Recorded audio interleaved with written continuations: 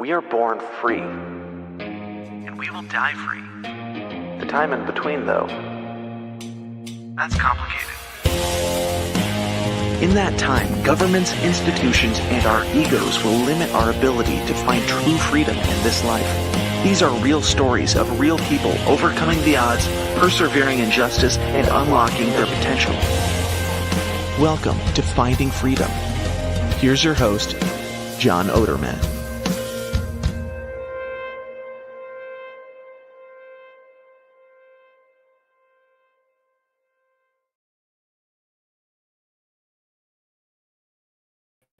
What's up, everybody? What's happening? Welcome back to another episode of Finding Freedom here on the Lions of Liberty Podcast Network, streaming live on a Monday morning here. A lot of people, this is Monday, April 7th, if you're listening on a different day, streaming live. Also going to be publishing this audio immediately after the stream ends here. So today was the day a lot of people thought was going to be a Black Monday in the stock market. But to this point, it has not been. It has not been Black Monday. My personal portfolio is in the green today. Just looking now, it's 11:24 Eastern time in the morning here. And the Dow is down a little bit after being green for a little while.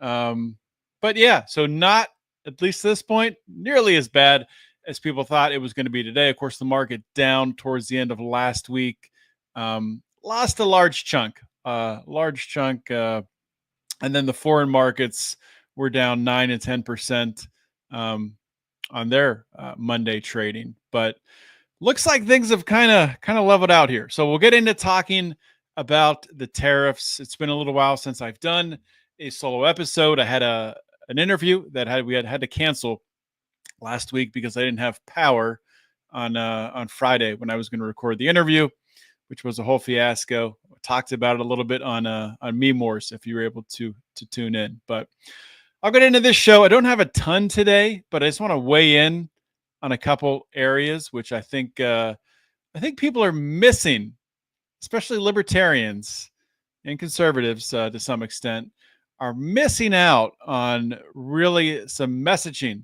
that we should be driving home with regards to these tariffs, these Trump tariffs. So we'll get to that in a minute. But first, I want to talk about Fox and Sons coffee. Are you a coffee drinker? Do you know a coffee drinker? I personally love coffee. It's an important part of my day. I was just talking to my sister yesterday, who is in town visiting from Georgia. And we were talking about, really, and my wife, Nicole, agreed as well. Like, really, coffee doesn't give me a lot of caffeine. It doesn't, I'm not really affected by caffeine, I should say. The coffee itself might have a lot of caffeine in it, but I've drank a lot of caffeine throughout the years. So I don't get this huge boost from coffee. Maybe some people do, maybe some people don't. Espresso, on the other hand, I definitely, if I get 2 or 3 shots of espresso, I'm ready to roll.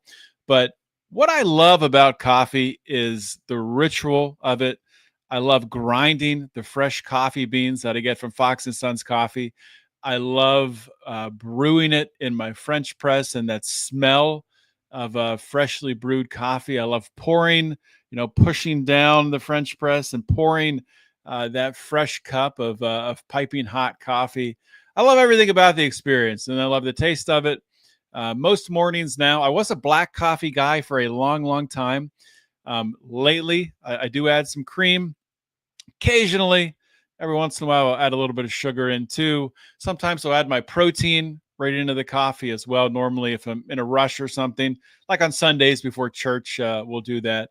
Add some of our protein into our coffee, chocolate protein, just delicious. But the blend I've loved at Fox and Sons, Den Blend Dark. I'm a dark roast guy. Love that type of coffee. So check it out.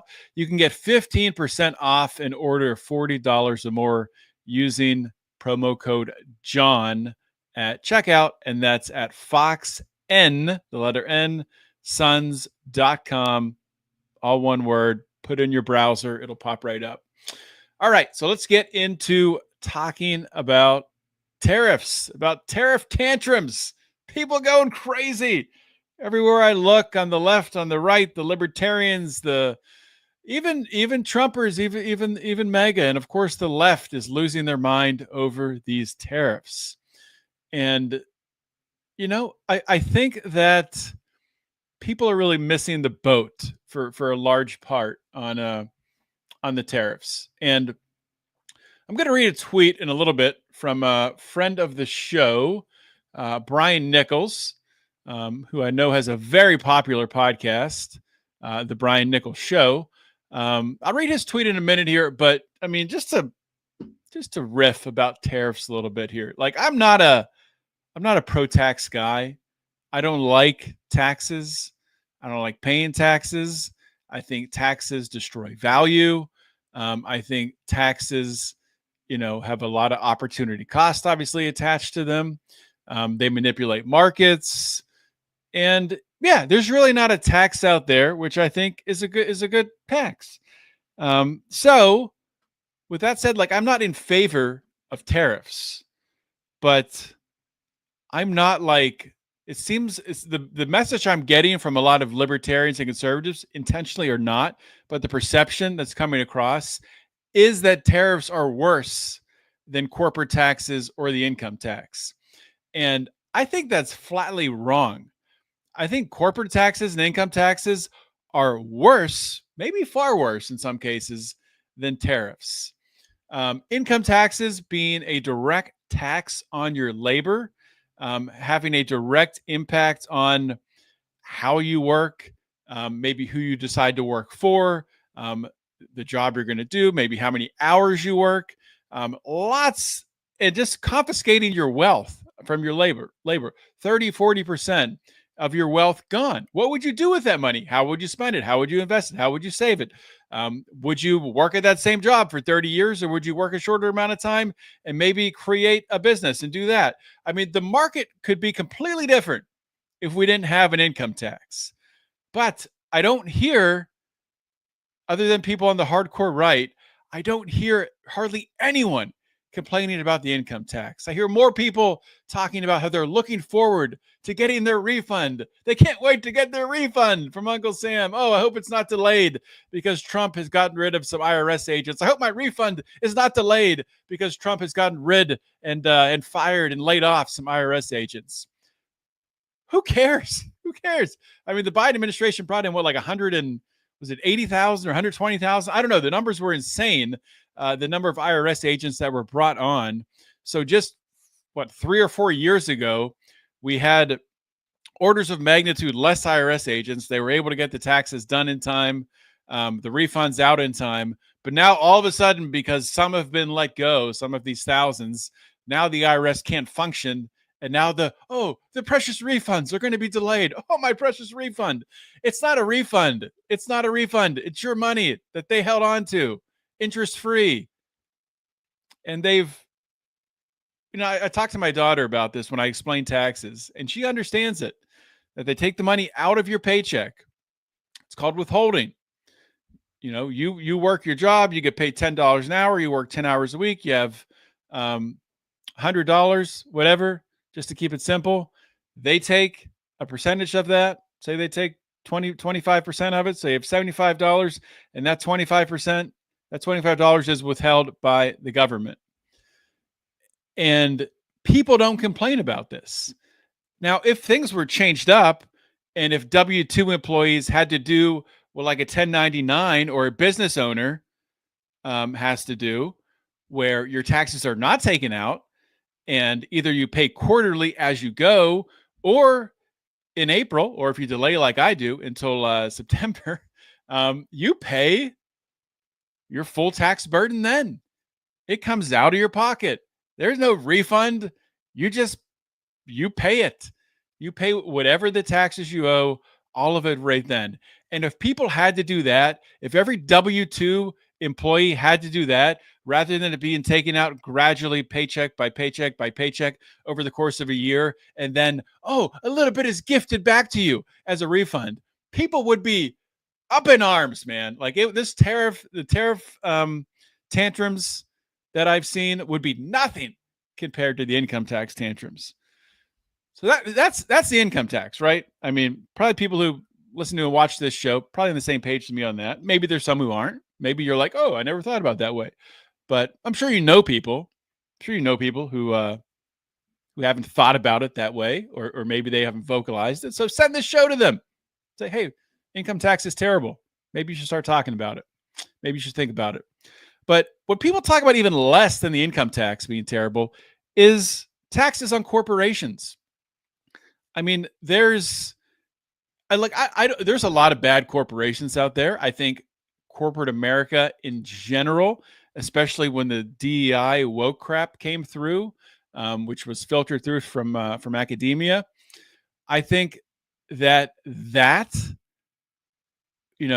and it's not just the woke stuff. This has been going on for years and years with that stuff coming in from academia. That has really weakened corporations. It's made them into shells of themselves. And I guess the bottom line is I'm not here to defend corporations. There's evil people who work for some corporations. You have your pharmaceutical companies who are profiting off keeping people sick and ill and not getting to the root cause of what is really making people sick. And you have your food and your alcohol companies and your cereal companies and these companies that don't give a crap about health, that feed your kid synthetic dyes, synthetic vitamins, all of this junk, and they put a label on it saying this is healthy. It's been fortified with vitamins. You should feed it to your kid for breakfast. There's a lot of bad corporations out there. So I'm not here to defend corporations or corporate culture. But I will say this. Corporate taxes, that is a direct tax on the consumer.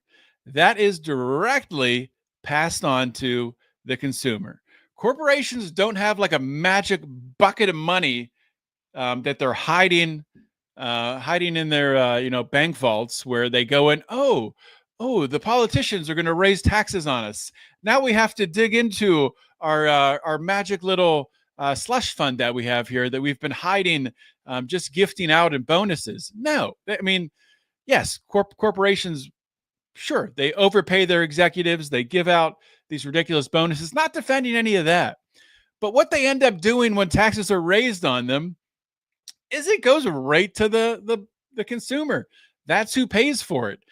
The consumer pays corporate taxes. And it's more direct than tariffs.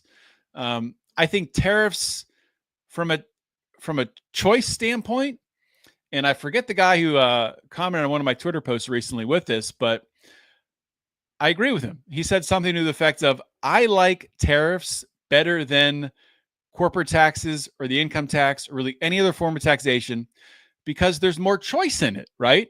With a tariff, that's coming in on foreign goods. So for some products, not all, you're at least going to have a choice if you want to pay that tariff or not to a degree. Now, of course, when you get into complicated things like computers and vehicles and all kinds of different technology, you have parts and pieces coming from all over the world. So it gets cloudy there. But there are some things like t-shirts or, I don't know, furniture, things like that it's, or you could get in different food products where it's very clear. It's made in the United States. It's not made in the United States. There's at least areas where you can make choices to avoid the taxation. With income taxes, with corporate taxes, that's not possible. Unless, of course, you get into different ways to work around it, owning your own business, owning real estate, where you can have write-offs and depreciation. And these are the ways that millionaires and billionaires are able to really pay no taxes. But most people, your W-2 employee, can't do that. So what's been really frustrating to me over the past couple weeks, as I've seen libertarian commentator, conservative commentator, Rand Paul even, Ted Cruz, come out against tariffs, which is fine to come out against tariffs. But why aren't you coming out against corporate taxation? because that is having the same, if not a worse, impact on individuals than tariffs. I mean, and I know Rand was probably against all taxation, but I've never heard him talk against corporate taxes. I rarely hear him come out against the income tax, if ever. So yes, I get it. Tariffs are another tax, an extra tax that we haven't been paying. I get that. Understand that. I'm not stupid.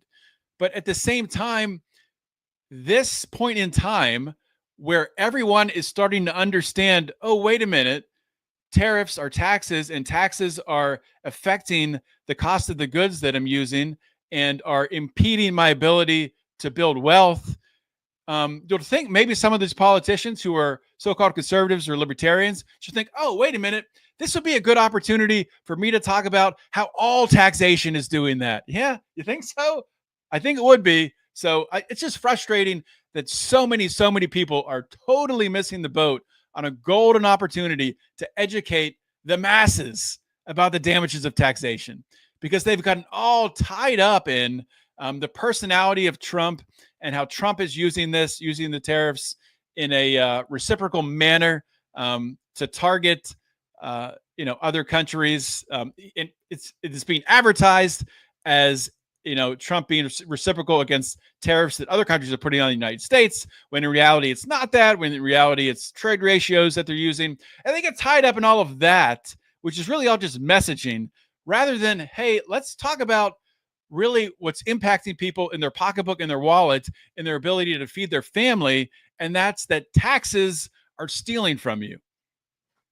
It's really that simple. But people have kind of missed the boat on it, which is a little bit frustrating for me. But you can tell that I'm a little bit frustrated because it's freaking everyone that's missing the boat on it.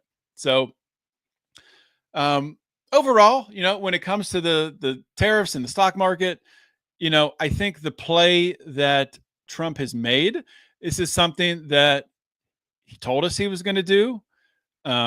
He ran his campaign on it. So I voted for him. I am not mad at Trump for doing this because he said he was going to do it. I mean, maybe he's done it a little bit more. I shouldn't be surprised, but maybe a little bit more aggressively than I expected, but I should have expected that. I think that the thing that is tricky with Trump is he's trying to play, and this is really where people are having trouble with him with the tariffs, is he's trying to play both sides of it. He's saying the tariffs are good and they're going to make a lot of money for the United States, and potentially we can get rid of the income tax, which I think we could if we wanted to go that route. But then he's also using it as a negotiating tool, as a punishment, in order to negotiate trade deals with China and Europe and Canada and Mexico and every country that does any business with the United States. And he's trying to have it both ways. And I understand why he's trying to do that, because if you want leverage in it, if you want leverage against those other countries, you have to be presenting it and messaging a tariff as a good thing, as if to say, of course, we could keep these tariffs on forever because we're making money off them. They're great. They're beautiful. They're wonderful tariffs. It's not what I think. I'm speaking as Trump is speaking. So that's the side of it that's confusing people, that he's saying they're so great, but at the same time using them as leverage in order to negotiate. And I don't think people are realizing that it's all kind of his plan. Now, that's not to say that I think it'll work or not.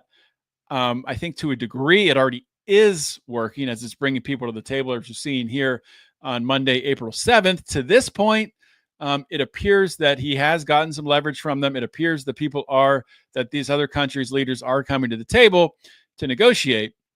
Now, with that being said, getting some trade barriers removed and getting tariffs removed where they are in place, which are not many places. Most of our worst tariffs from other countries putting on us are in Canada, actually, in the dairy industry, which is just ridiculous.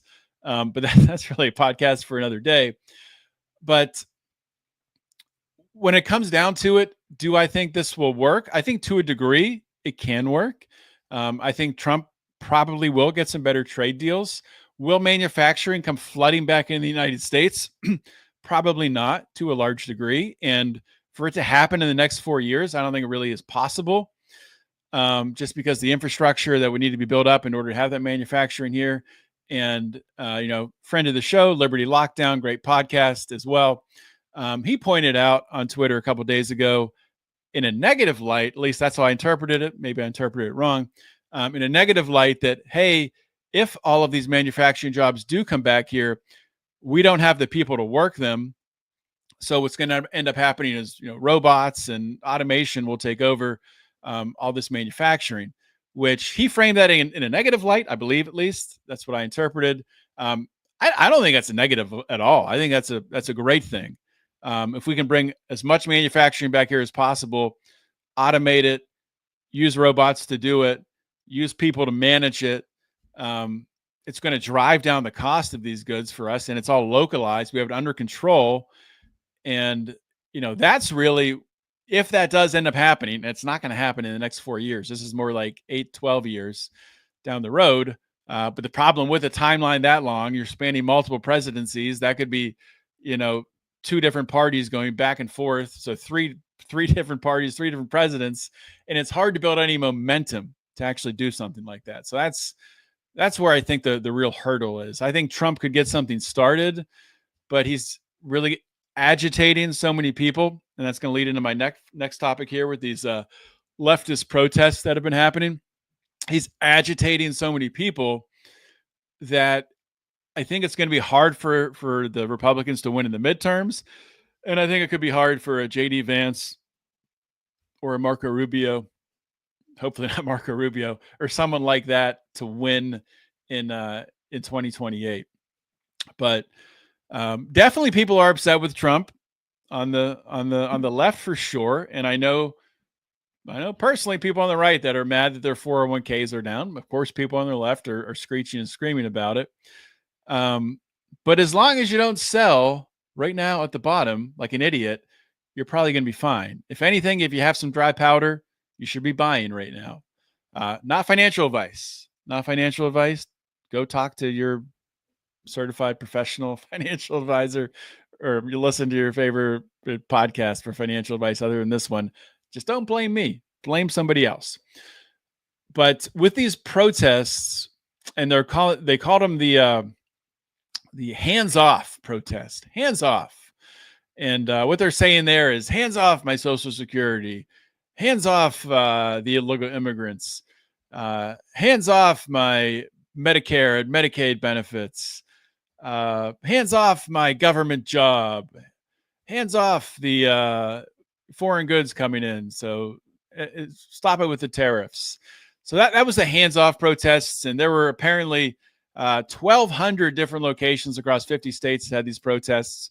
Estimates around between 250,000 and 500,000 nationwide, which seems like a very small number. I know I saw in Boston and maybe Chicago, it looked like they had some large rallies there, which is to be expected. They're blue states, so of course they're going to have large turnout for something like this. But when I look just locally in Pennsylvania, I know the county to the south of me, have a friend who's involved with the Republican Party in that county. And he posted some videos of it as they were outside of their, whatever local mayor's office doing their protests. And I saw that protest and a couple other on Twitter from around the country. And, the takeaway I was seeing and what I saw myself looking is a lot of these protesters look to be a couple things. They look to be old. I'd say between 60 and 70. They look to be mostly white. And I saw mostly women. When I say mostly white, I mean, I don't remember seeing a single black person or any sort of minority in any of the protests. And I don't recall seeing really any young people. Everybody looked, over the age of 50. I'm sure there are young people. I'm sure somebody will respond to this and say, here's a picture of a young person at protest, or, a black person or a minority, whatever. I'm sure they were there. I'm just saying, pretty clear that there weren't that many when you just look at these videos from these protests. So who are these people? Are there people who are genuinely upset? Yes, there are. I've met them. I've talked to them. There's people that are losing their shit right now over Donald Trump, and it's an ugly scene to interact with some of these people. So pray for them, pray for them. And I know people who voted for Trump who are upset with the way he's handling the tariffs. They're upset with their 401k, their IRA, their investments being down, which I get it. But I mean, you didn't expect that to happen? Like, you didn't expect that to happen when he came in? He said he was going to cut all these government programs, and he was going to, bring in Elon Musk with Doge, and he was going to, weed out waste and fraud, which they have done with Doge, but unfortunately, it's all going to get funded again with these next congressional funding bills. So it's hard to even know what is really a cut and what is not. So there's so much fog of war right now. It's hard to know what is even real. I know it's not real. With these protests, you have people coming out saying that Trump's cutting Social Security, he's cutting Medicaid, he's cutting Medicare. He's not. What they found so far, they've presented is fraud. People who are over 100 years old, maybe not receiving a check from Social Security, but those Social Security numbers are being used to access other government funds. Those are some things they found. When you look in Medicare and Medicaid, what they found is that you have people that are registered in multiple states. You have brokers who are registering people without their knowledge in order to get government funding. So there's a lot of shady stuff happening. And anybody who's honest would have known that there is tremendous waste and fraud all throughout the government. And Elon Musk is painted as the bad guy because he's shining a light on it, because he didn't come through and follow a logical process as he went through each department and looked at the numbers and who's performing and who's not. You can't do that in government. You can't cut that way. You have to have wide, far-reaching cuts. You have to have cuts that aren't really based upon performance, because if you start doing that, then you'll get lawsuits against you, which they're getting lawsuits anyway, but you have to move quickly. Otherwise, there's just things in government that will foul up the process and not allow any of the cuts to take place. And like I just said a few minutes ago, maybe these cuts aren't actually taking place because a lot of this crap is just going to get funded again with the next bill. So it's a shame. I don't know. What they're calling this, the left at least with their protests, it's so ridiculous. First of all, like with Elon Musk, the rally cry on the left is that Elon Musk is unelected. I didn't vote for Elon Musk. It's like, well, when Joe Biden was president, did you vote for like the treasurer, the Secretary of Department of Defense? Did you? No, you don't vote for any of those people. They're appointed by the president. That's how it's always worked. And Elon Musk supported President Trump, and President Trump said to everyone, "This is what we're going to do." He's going to head up Doge. And that was one of the biggest reasons I voted for Trump was because of that, and because of Ron Paul's support of it. And doesn't seem like he's had any involvement to this point, but at least, it seemed like he was going to be involved for a point of time. And at the very least, Elon Musk has given Ron Paul a lot of airtime's not the right word, but promotion, I guess, attention, probably better word, attention. And apparently Ron Paul's Liberty Report podcast is just doing awesome numbers now because of that, which is good. Getting those ideas of liberty out to more people is always a good thing. But so anyway, with the Elon Musk thing, what I was talking for, the left focusing on Elon, they're calling this a billionaire takeover. A billionaire takeover. They want to stop the coup with people like Elon Musk and other billionaires taking over. Wherein when Bill Gates, who is a billionaire, during COVID, when he was forcing the COVID shot on so many people, which we'll get to the COVID shot soon here shortly. When he was involved in that with his partnerships with the government, nobody cried about billionaires taking over the government. Bill Gates profiting wildly off of the COVID vaccine. Nobody mentioned in the media about a billionaire takeover. So it's all crap. I mean, I'm not to say that Elon Musk is a great guy. I don't think he is. I think on certain things, there's definitely areas where I'm in alignment with Elon. Free speech for the most part on Twitter being one of them. His Neuralink stuff scares the crap out of me. I think that could be the downfall of humanity.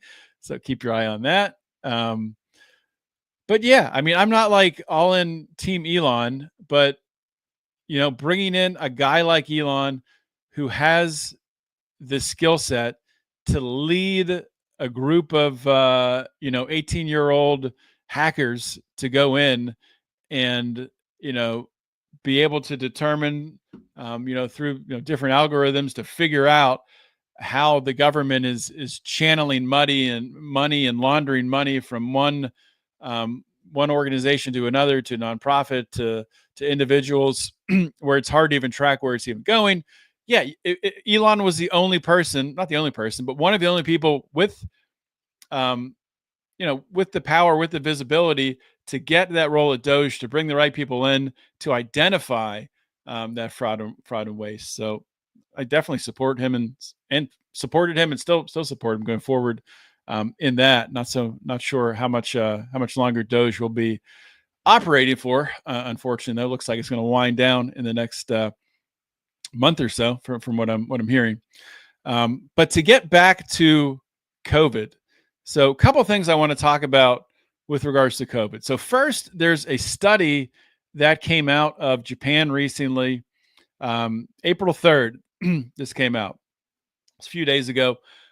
New evidence of mRNA vaccine spike protein persisting in the cerebral arteries, so in the brain arteries, of 43.8% of stroke patients up to 17 months post-vaccination.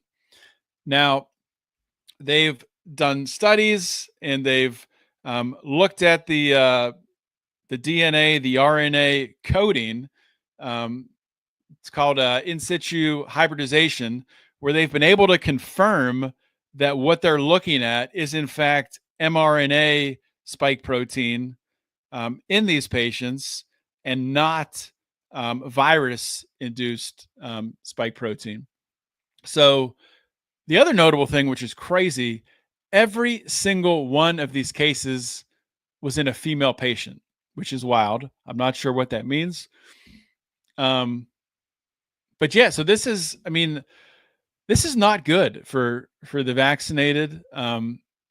This is not to say that I buy into the hysteria where I think, everyone who's been vaccinated is a ticking time bomb. I don't buy into that.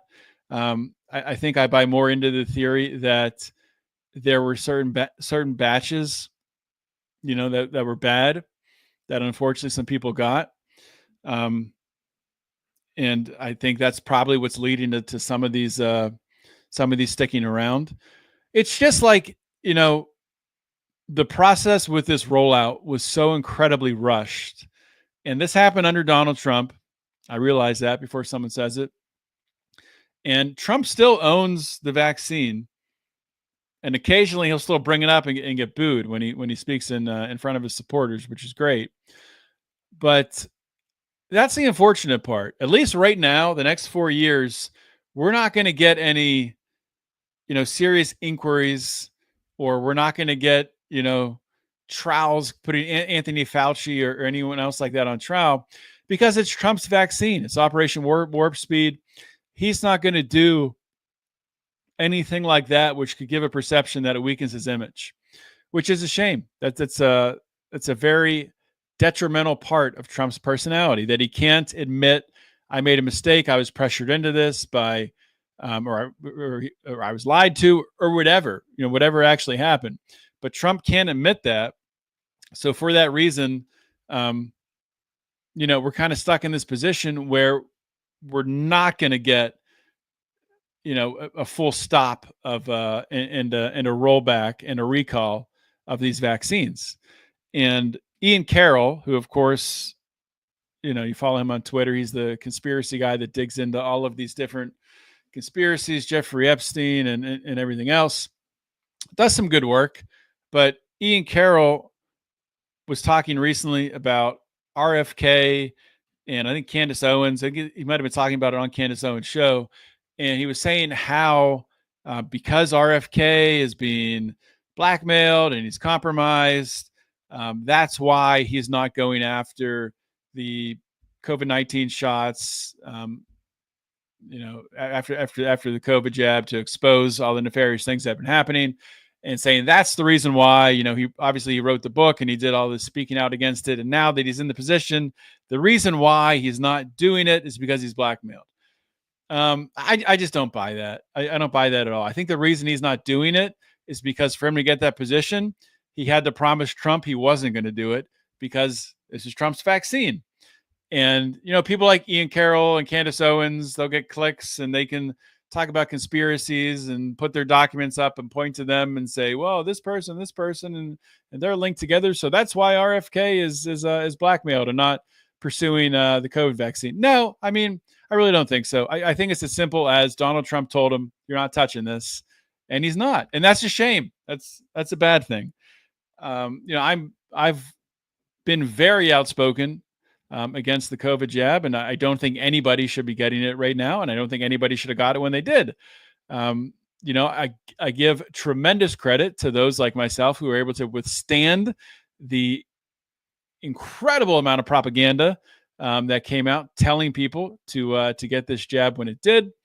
But I have, just come to the realization that I don't think we're ever going to get justice around this. I'm hoping over time, not during this administration, maybe next administration, that these shots are recalled, and we're never going to get the justice that we so desire. And it's a shame. It's a shame. But I think there are more important things to worry about. I think ending the war between Russia and Ukraine, extremely important. I think getting our economy back on track and rolling is extremely important. And it's all important, but you can't win everything. I think getting the woke ideas, the woke mind virus out of corporate America and our government is extremely important, just so people stop chemically castrating children and telling them that they can change gender based on how they feel. I think that's all a little bit more important. The COVID vaccine, of course, has impacted and killed probably a lot of people, which it's not good. But I've just come to the realization this is where we are. In the next 4 years, nothing's going to happen there, I don't think. Maybe I'll be proven wrong.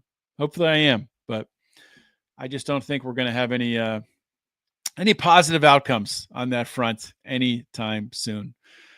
So, okay, well, that's all I got for today. It's noon Eastern on Monday.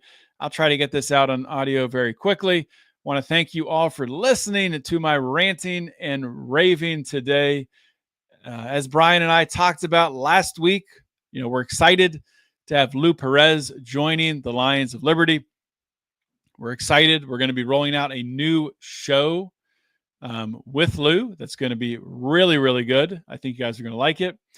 And we do have more announcements coming. Not sure when, but there's things happening. Wheels are turning. Times are changing. Lions of Liberty is going to get bigger and better and badder as 2025 goes on. So I'll see you all next week with another interview. In the meantime, always remember to keep your head up and the fires of liberty burning.